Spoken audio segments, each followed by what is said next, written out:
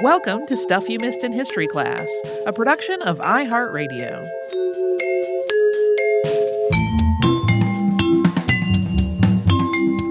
Hello and welcome to the podcast. I'm Tracy V. Wilson. And I'm Holly Fry.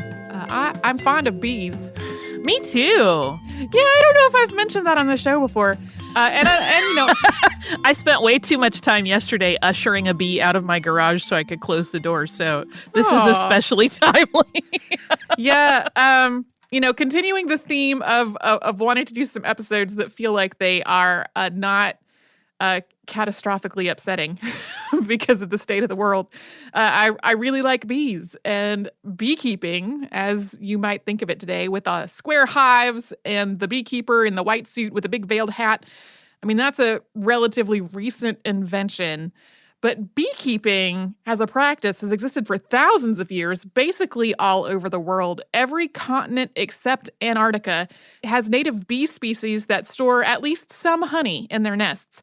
And almost without exception, people who have lived near these bees have developed methods to keep them and manage them, either in their nests out in the wild or in hives that are made for that purpose.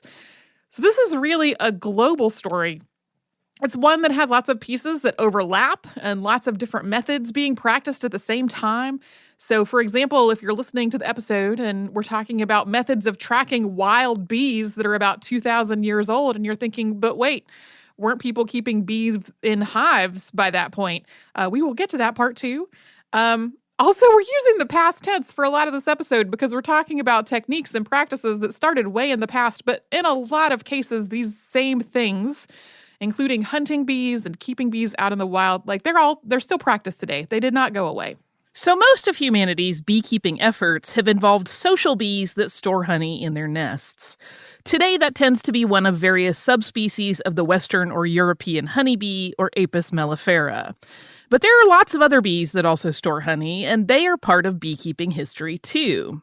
The giant honeybee, or Apis dorsata, is native to southern and Southeast Asia. Most tropical regions of the world have their own native species of stingless bees. That name is something of a misnomer.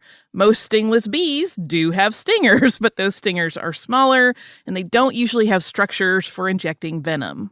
Other bees, including bumblebees, also store some honey, but in much smaller amounts.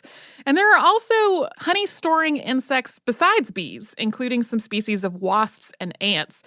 People have harvested and used the honey and other resources that all of these insects produce and store in their nests. And in some cases, they've kept these insects in one way or another. But for the most part today, we are focusing on honeybees, giant honeybees, and stingless bees, which have historically made up just the vast majority of beekeeping efforts around the world. I'm thinking of the Eddie Izzard line, if bees make honey, do earwigs make chutney? Bees have been on Earth for longer than humans have. Fossil evidence shows that flowering plants existed at least 100 million years ago during the Cretaceous period. So did insects that fed from the pollen and nectar found in those flowers. The oldest fossilized bee honey is about 50 million years old.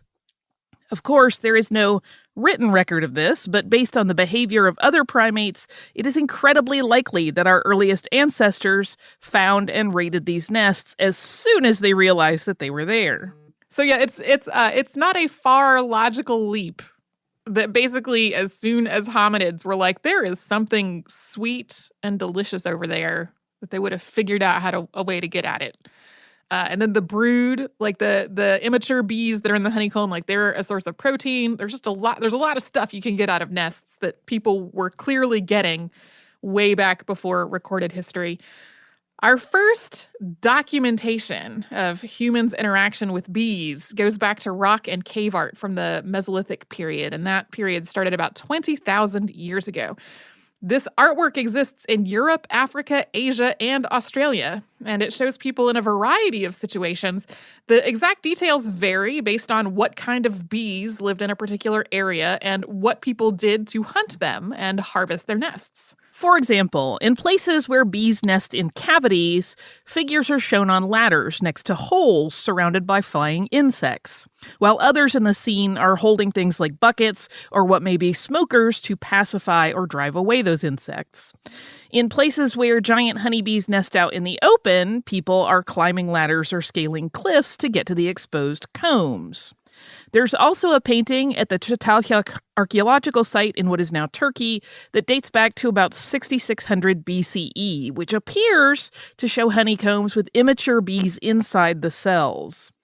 That suggests that the people who made the art had a lot of firsthand familiarity with bees and their nests. There's also some Mesolithic cave art showing bees' importance to other animals. One rock painting in eastern Spain shows what appears to be an animal's paw reaching toward a hole that has flying insects around it.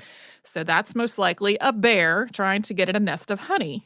And we have evidence of some of the things that people made using what they harvested from bees' nests. For example, archaeologists have dated artifacts made using the lost wax process to about 3500 BCE. These artifacts, which were made in the region around the Dead Sea, were made by creating a model out of beeswax and then making a cast of that model using sand or clay. The wax would burn away or be lost, which is where it gets its name, when the mold was fired. And then molten metal would be poured into the space in the mold. Humanity's first honey and bee hunts were probably pretty opportunistic. People would happen upon a nest of bees somewhere and raid it, probably without a lot of protection from stings, or in the case of stingless bees, from things like bites or irritating substances that they carry on their legs. Early opportunistic bee hunts probably also didn't do a lot to protect the bee colony that was being raided. People would carry away everything that they could from the nest. And when the human population was pretty small and bee colonies were really abundant, there still would have been lots of unaffected colonies so that the bees themselves survived as a species. As soon as societies developed the concept of personal property and laws related to that property, there were also laws about who owned bees. These laws included things like the ownership of nests on a person's property, the ownership of swarms that hadn't yet found a new nesting site, how nests had to be marked to show who owned them, and punishments and restitution to be paid if someone harmed someone else's bees or nests. And of course, on a more general note, there are references to bees, beeswax, and honey all over literature, all over the world, going back to the earliest uses of written language. Over time, opportunistic bee hunting and just sort of taking advantage of bees that were already there evolved into a more intentional process, with people methodically looking for bees and their nests instead of basically harvesting nests as they happen to find them. And this essentially happened everywhere on Earth that had both people and honey-storing bees, with the only exceptions being in places that developed religious prohibitions against harming insects or depriving them of their honey or their brood. The exact steps involved in hunting bees depended on what kind of bees lived in a particular area. But in general, people started by watching for bees, either at water sources or near flowers. In about the year 50 CE, Roman writer Lucius Junius Moderatus Columella described it this way, quote, "First we must try to discover how far away they are, and for this purpose liquid red ochre must be prepared. Then, after touching the backs of the bees with stalks smeared with this liquid as they are drinking at the spring, waiting in the same place, you will be able to more easily recognize the bees when they return. If they are not slow in returning, you know that they dwell in the neighborhood. But if they are late in doing so, you will calculate the distance by the period of their delay." So bees obviously are small. They move fast, so it can be hard to track a bee, even for an experienced bee hunter. So people also figured out ways to make it easier to follow a bee back to the nest. In some cultures, people have physically attached something to the bees to make them more visible, like a very fine thread or a piece of grass or a little bit of paper. This idea is so charming to me, but also I'm like, man, how challenging it must be to just attach something to a bee while it's drinking some water. This would both make the bee easier to see by basically sticking a little flag on it, and then also slow the bee down as it tried to carry this extra weight while it flew back to the nest. People also figured out ways to take advantage of the fact that bees generally fly in a straight line when going back to their nest. So if you collect several bees in a portable box or trap, you can let them out one at a time, following each bee until you lose sight of it.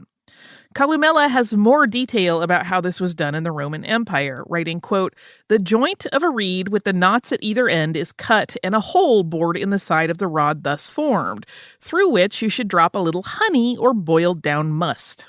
The rod is then placed near a spring. Then, when a number of bees, attracted by the smell of the sweet liquid, have crept into it, the rod is taken away and the thumb placed on the hole and one bee only released at a time, which, when it has escaped, shows the line of its flight to the observer, and he, as long as he can keep up, follows it as it flies away. Then, when he can no longer see the bee, he lets out another, and if it seeks the same quarter of the heavens, he persists in following his former tracks. Otherwise, he opens the hole and allows them to emerge one after another and marks the direction in which most of them fly home, and pursues them until he is led to the lurking place of the swarm." Columella describes using a piece of reed for making this bee tracking trap. But other cultures have used this same basic process, making their traps out of other materials, including antlers, horns, and crafted boxes made of something like wood or metal that were created specifically for that purpose. Historically, people have also observed other animals to figure out where bees might be nesting, particularly animals like bears and honey badgers, which are also known to be fond of honey. And in parts of tropical Africa and Asia, there is also the honey guide bird. These are birds that are fond of eating beeswax and bee larvae, but can't easily get into the nest without help. So after finding a nest, the honey guide will try to attract the attention of a mammal, like a badger or even a person. For at least 500 years, people in some parts of Africa, including Tanzania, Zambia, and Mozambique, have developed calls to basically let the honey guides know that they are ready to go on a hunt. And exactly what that call sounds like varies from place to place. This relationship between honey guide birds and people delights me. Oh, same. It's so cool. Just in general, the fact that the bird was like, I want to get in this nest. I can't by myself. I'm going to flap my wings around and make noise until I get the attention of something bigger. So as people moved from harvesting nests that they happened to find to intentionally searching for them, they also moved from just harvesting the nests when they found them to tending those nests in the wild. People have done things like wrapping bee trees to insulate them in the winter, keeping the nest's entrances clear, enlarging a cavity where the bees were nesting to make more room, or hollowing out similar cavities nearby with the hope of attracting a swarm. People have also improved wild nests to make it easier to access their contents, things like adding little doors into a tree that a person could reach into and then close the door behind them, or building steps and ladders to reach nests that are in high places. Eventually, people also started building structures specifically with the hope of attracting bees, including in places where the bees couldn't have survived otherwise. Like, for example, building thick-walled cavities at oases in the Sahara Desert with the hope of sustaining bee colonies inside the walls.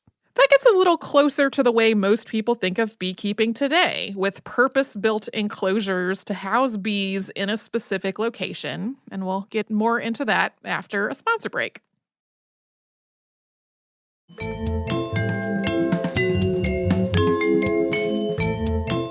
In a very general sense, a beehive is any man-made enclosure for housing bees, and people have been keeping bees in hives for a really long time, overlapping all that bee hunting that we just talked about earlier. This possibly goes back all the way to the very beginnings of agriculture. A paper published in the journal Nature in 2016 describes beeswax lipid residues that were found in Neolithic pottery samples from Europe, the Near East, and Northern Africa. And these findings suggest that the pots might have been used as hives, although it's also possible that they were used to store wax that people had harvested out in the wild. We do know that people were keeping bees in hives in the Nile Delta by about 5000 BCE. And ancient Egyptian art is full of depictions of bees and hives and beekeeping. One relief dating back to the 5th dynasty, which started around 2465 BCE, shows beekeepers at work in an apiary, suggesting that beekeeping was well established in ancient Egypt at that point. Honeybees also have a place in Egyptian mythology, as being transformed from the tears of the god Ra after they fell to earth. The first written depiction of a beehive in China dates back to about 300 BCE, although the first Chinese references to honey as medicine are 10 times older than that. In Mesoamerica, people started keeping stingless bees in hives made out of calabash gourds somewhere between 300 BCE and 300 CE. So in a lot of different parts of the world, this goes back for thousands of years. These first beehives tended to be pretty simple. Most were horizontally oriented cylinders with a small opening at one end that was big enough for bees to pass through. Most of the time, but not always, the other end had some kind of removable covering to allow people to harvest from the hive, sometimes after using smoke to drive the bees away from that end of the hive first. In some regions, these hives were like a long, narrow pot placed on its side with a removable covering at one end that had a hole in the middle for the bees to pass through. Around the world, these horizontal hives were made using a variety of materials. Hollow logs, including logs that had been cut from trees with the bees already inside and then taken somewhere else. Straw or grass mats rolled into a cylinder and then covered with mud or clay. Pottery.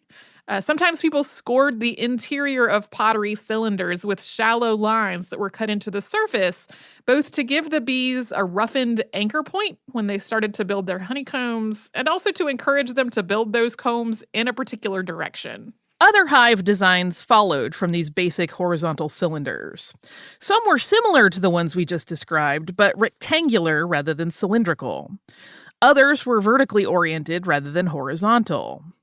The giant honeybees that are native to parts of Asia don't nest in enclosed spaces. So in that part of the world, people attach slanted boards to trees as anchor points for honeycombs.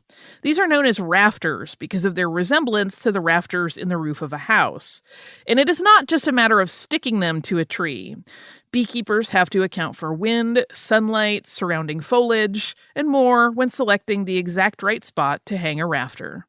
In some places, particularly in Western Europe, people have also kept bees in skeps that are woven from things like straw or wicker. These look pretty much like upside-down baskets with the open mouth resting on a flat surface and a small opening on the side that acts as a doorway for the bees. Especially in places where the weather was cool and damp, like, for example, in England, skeps were usually kept in little shelves or shelters that offered some kind of protection from the elements. Most of the time, a skep is harvested by lifting it up off of that flat surface that it rests on and then removing the contents from underneath.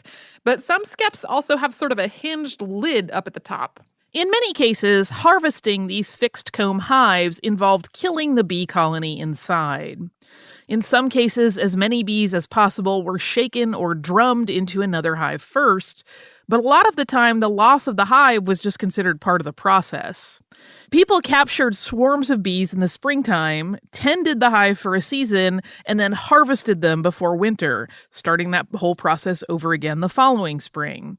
Or a beekeeper might leave the hives that seemed most likely to survive the winter unharvested, with the hope that they would swarm and fill empty hives in the spring. So this was one of the reasons why people started trying to figure out ways to make beehives that had removable combs to try to preserve more of the bee colonies. If you could easily remove just some sections of honeycomb without damaging the others or the hive itself, that could preserve the colony. Also, at least in theory, such a harvesting method might also be easier and cause less agitation for the bees, maybe leading to fewer stings on the beekeeper. The first hives with removable combs were vertically oriented and opened at the top, with a series of slats or bars placed over the opening instead of one solid lid. People had figured out that if you left some space between each slat, the bees would build separate combs, one per slat. And then you could remove a slat from the hive, taking it and the attached comb out of the hive, while leaving the rest of the combs untouched. One of the first written records of a hive like this came from French Dr. Jacob Spon and English botanist George Wheeler. They were traveling together and saw them in use in Attica, Greece in 1675, so hundreds of years ago. Similar systems also developed apparently separately in Vietnam. By the time people started developing hives with removable combs, they had also started developing beekeeping garments that were meant to minimize stings. For much of beekeeping history, people didn't really have specific beekeeping attire. In places where the bees were stingless or very gentle, it wasn't really needed. In tropical regions where people didn't wear as much clothing, sometimes they removed what they did wear to keep bees from being trapped in that fabric. In other places, people may have donned sturdy clothing with long sleeves and gloves, but it really wasn't much different from what they would wear for other work. By about the 1400s, though, people in Europe had started making garments specifically for working with bees, which were intended to minimize the likelihood of getting stung. The details depended somewhat on what was already fashionable in a particular place. In France, for example, the first purpose-made beekeeping garments were hoods that covered the face with an insert that was made of a mesh of horsehair or wire or some other material that would offer some protection but also offer at least some visibility. This is because hoods were a little more common in terms of fashion. In England, where brimmed hats were in fashion, the first beekeeping hoods were large hats with veils attached around that brim. And eventually the standard outfit also evolved to include a blouse. In 1796, bee master John Keyes published a book called The Antient Bee Master's Farewell, or Full and Plain Directions for the Management of Bees to the Greatest Advantage, disclosing further improvements of the hives, boxes, and other instruments to facilitate the operations, especially that of separating double and treble hives or boxes. Also, brief remarks on Schirach and other distinguished apiators on the continent, deduced from a series of experiments during 30 years. Oh, how I love a long title. Me too. It has a chapter on bee dress in which Keyes advises making a hood by attaching bolting cloth to the brim of an old hat, with the brim cut down to 2 inches all the way around and the cloth hanging a foot, and the areas around the nose, chin, and neck reinforced with oiled linen. He also recommends leather gloves, old stockings over the extremities, and an apron. If you're not familiar with bolting cloth, it's like a pretty sturdy cloth that was woven to allow for things like sifting with it. Keyes also concludes this chapter by saying, quote, "Women should not meddle with bees without this bee dress, nor then without the addition of a man's coat." And I almost said breeches also. I don't want to tell you to dress like a man, but it might be in your best interest, but I'm not saying it. I love that quote a lot. Like, I almost said breeches, did. But maybe not. Keyes' book was just on the cusp of beekeeping, as most people might recognize it today, and we're going to get into that after we first pause for a little sponsor break.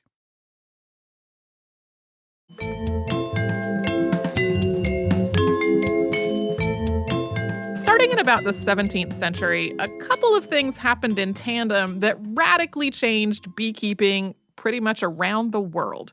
One was that colonists started introducing European or Western honeybees into other parts of the world to which they were not native.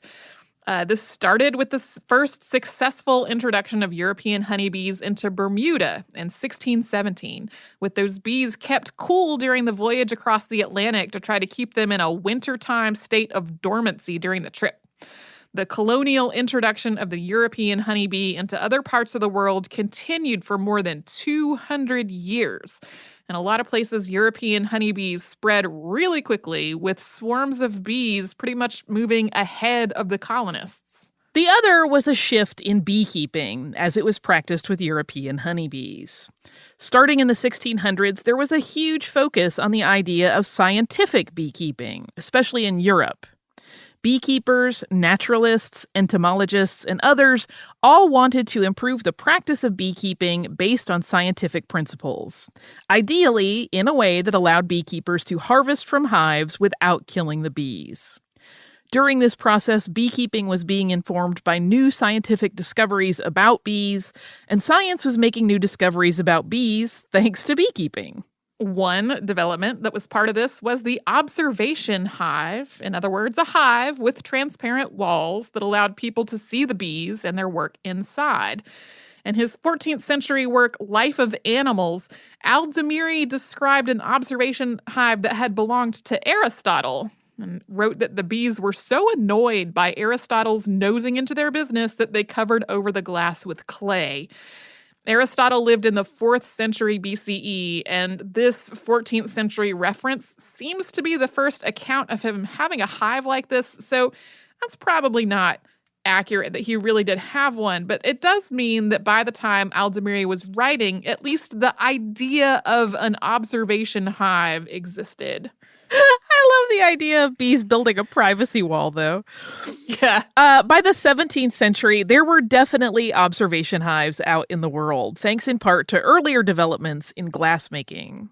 In 1654, Dr. John Wilkins gave an observation hive to English gardener and diarist John Evelyn, who documented it with a diagram a year later.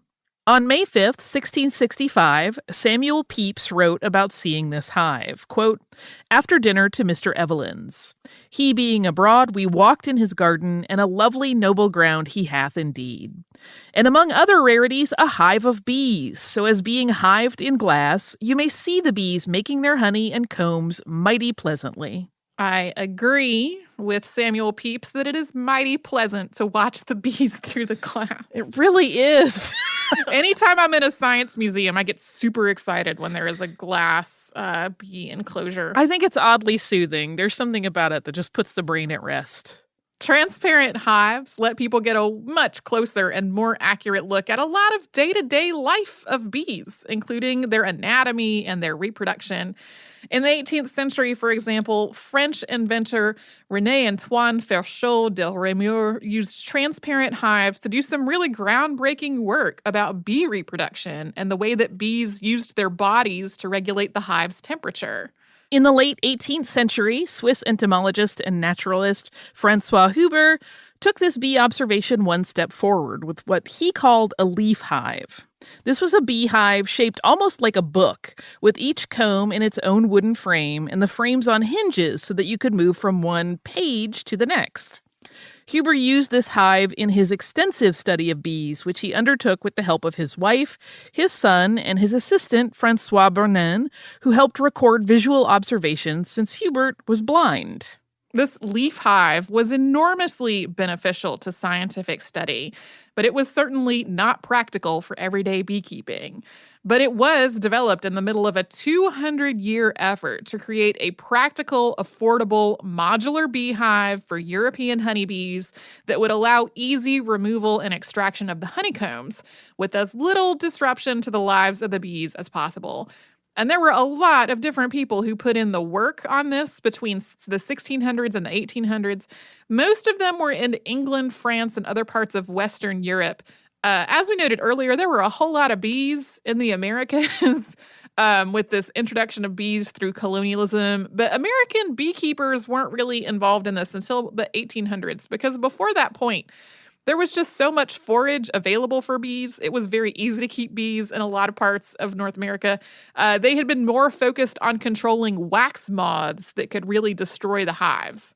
The person who is typically credited for developing the modern beehive is the Reverend Lorenzo Lorraine Langstroth, who was born in Philadelphia, Pennsylvania, and studied and built on those earlier centuries of improvements.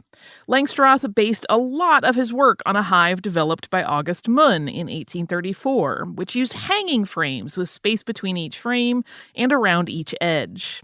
Langstroth was also inspired by Huber's leaf hive, since it showed that the frames could be moved without angering the bees too badly. In Langstroth's view, the ideal hive had a lot of requirements. It had to allow the beekeeper to perform every necessary function of beekeeping, including the collecting honey, without killing or injuring any bees. The beekeeper had to be able to remove combs from the hive without angering the bees or damaging the combs. The hive had to protect the bees from the elements with adequate ventilation and a removable bottom to allow for the removal of dead bees or other debris. The hive had to allow the bees to build and just to live without being required to do any extra work. And it also had to accommodate colonies of different sizes. And all of the parts of this hive that he had in mind needed to be interchangeable so that a beekeeper could use the same parts with different hives as needed. And then on top of all that and assorted other details, Langstroth's ideal hive needed to be combined into one cheap, simple form. Langstroth introduced his hive in 1851. It used hanging frames with a 1 centimeter gap between each frame and between the edge of the frame and the interior of the hive itself. This amount of space is also described as somewhere between 1/4 and 3/8 of an inch.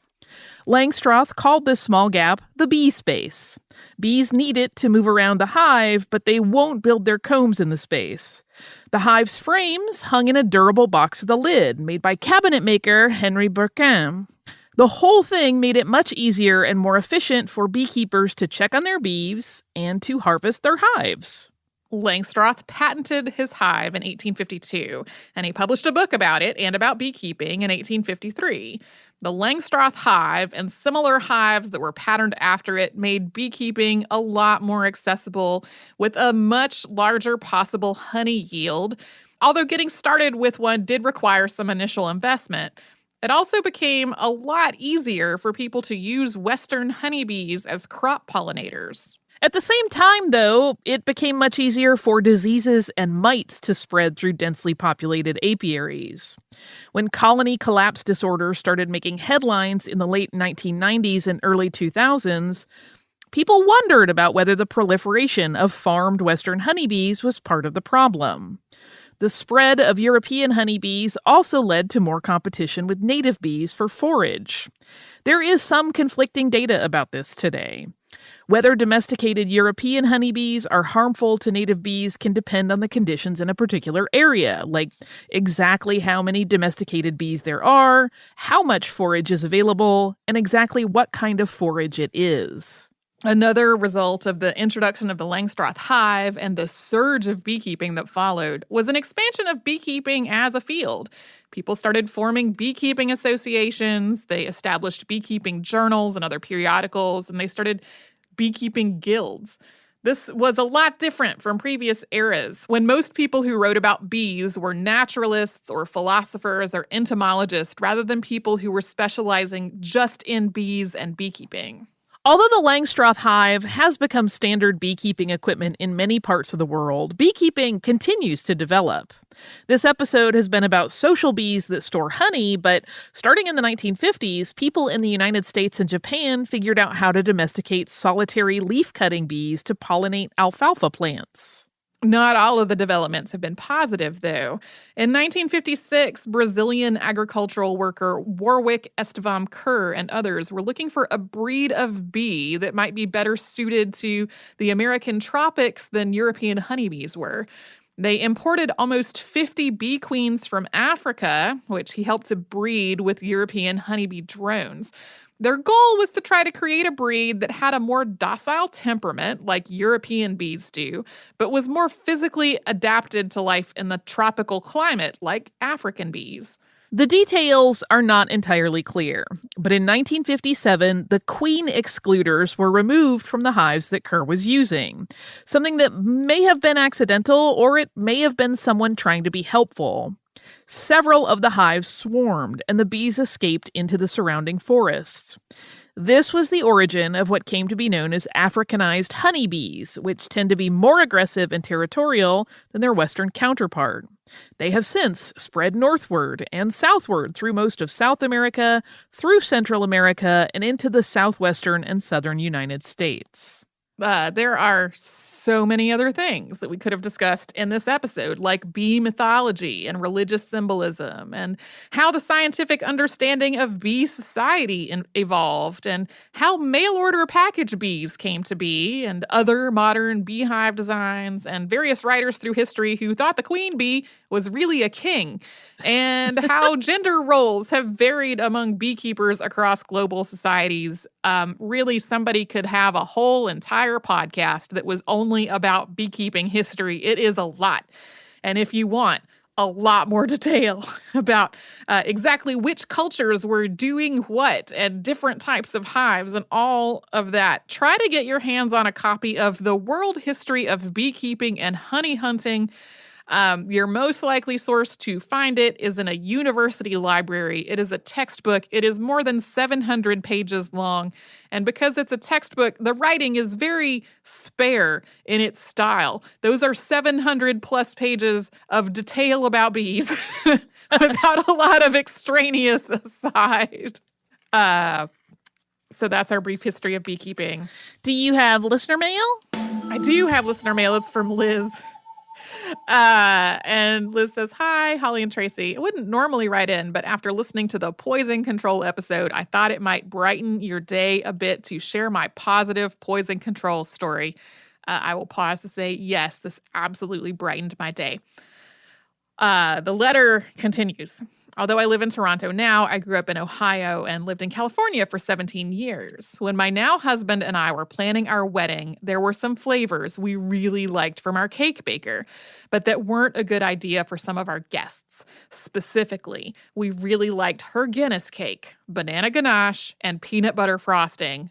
OMG, that peanut butter frosting was so good. She gave me a jar of it as a gift, possibly to shut me up about how amazing it was.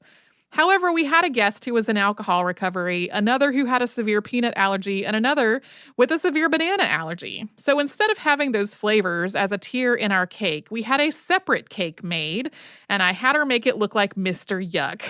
My mom even sent me some old Mr. Yuck stickers to give to our baker, because being in California, our baker wasn't familiar with him. Technically, it was a groom's cake, but I liked it better than our tiered cake, and they both hold a special place in my heart. I've attached a photo so that you can see just how amazing our death cake was. Keep saying safe, and I really appreciate the episodes that aren't pandemic related. I know you've both mentioned a few times that doing things unrelated feels weird, but honestly, it's really nice to get a small break from the stress of it all. Best wishes, Liz." Thank you so much, Liz, for this email and for the picture. I love the idea of making the cake that could be toxic to some of your wedding guests look like the symbol for Mr. Yuck. It's a tricky thing. And also, thank you for trying to make a choice for your wedding that protected everyone. Having also planned a wedding in which I needed to account for various food intolerances among guests, that can be a tricky thing to make sure that you have something that works for everyone. Anyway, thank you so much for the email and for the pictures.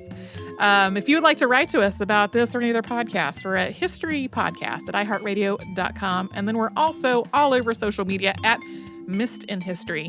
That is where you can find our Facebook, Pinterest, Twitter, and Instagram. And you can subscribe to our show on Apple Podcasts, the iHeartRadio app, and anywhere else you get your podcasts.